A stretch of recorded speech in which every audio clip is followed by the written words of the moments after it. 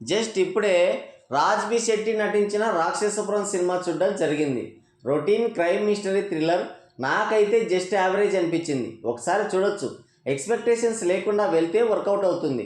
Story ఏంటంటే hero ఒక sub inspector. ఆయనకు ఒక మెంటల్ డిజార్డర్ ఉంటుంది. చనిపోయిన వాళ్ళు కనిపిస్తూ ఉంటారు.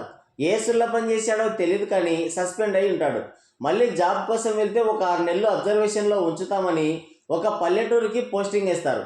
అక్కడ వరుసగా అమ్మాయిలు మిస్సింగ్ అవుతూ ఉంటారు. అగ్గిదయం చేస్తుందని ఊర్లో ఒక ప్రచారం. హత్యలు చేస్తుంది ఎవరు, ఆ అమ్మాయిలు ఏమయ్యారు, తర్వాత హీరో ఏం పీకాడు అనేది మిగతా స్టోరీ. సినిమా పర్లేదు, పైగా క్రైమ్ మిస్టరీ జానర్ కాబట్టి స్టోరీ చెప్పట్లేదు.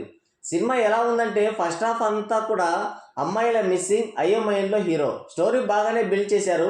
సినిమా స్లోగా ఉన్నా కానీ కొన్ని ఎమోషనల్ సీన్స్, ట్విస్టులు, థ్రిల్లింగ్ మూమెంట్స్ బాగున్నాయి. ఎక్కడా బోర్ కొట్టదు సినిమా. ఫస్ట్ హాఫ్లో ఒక సాంగ్ బాగుంది. ఒక ఇంట్రెస్టింగ్ ట్విస్ట్తో ఇంటర్వెల్ కార్డ్ కూడా పడుతుంది. అది మనం ఎక్స్పెక్ట్ చేసేదే. ఇక సెకండ్ హాఫ్ వచ్చేసి ఆ హత్యలు, మిస్సింగ్ వెనుక ఉన్న మిస్టరీని ఛేదించుకుంటూ వెళ్ళారు. ప్రీ ఇంటర్వెల్ క్లైమాక్స్ మాత్రం అదిరిపోయింది.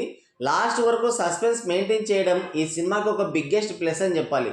విలన్ని అక్కడక్కడ చూపించుంటే గెలిచేసేవాళ్ళం, కానీ ప్రీ క్లైమాక్స్ వరకు చూపించారు విలన్ని. అలా చూపించకపోవడమే సినిమాకి ఒక హైలైట్. బీజిఎం, సాంగ్స్ సినిమాకి మరింత ప్లస్ అయ్యాయి. తెలుగు డబ్బింగ్ కూడా చాలా బాగుంది. ఓవరాల్గా చెప్పేది ఏంటంటే మరీ నెక్స్ట్ లెవెల్ సినిమా ఏం కాదు, కానీ పర్లేదు, బాగానే ఎంగేజ్ చేస్తుంది. ఒకసారి ట్రై చేయొచ్చు. సో గైస్, ఇది వీడియో. మరోసారి మరో ఇంట్రెస్టింగ్ వీడియోతో మళ్ళీ కలుద్దాం.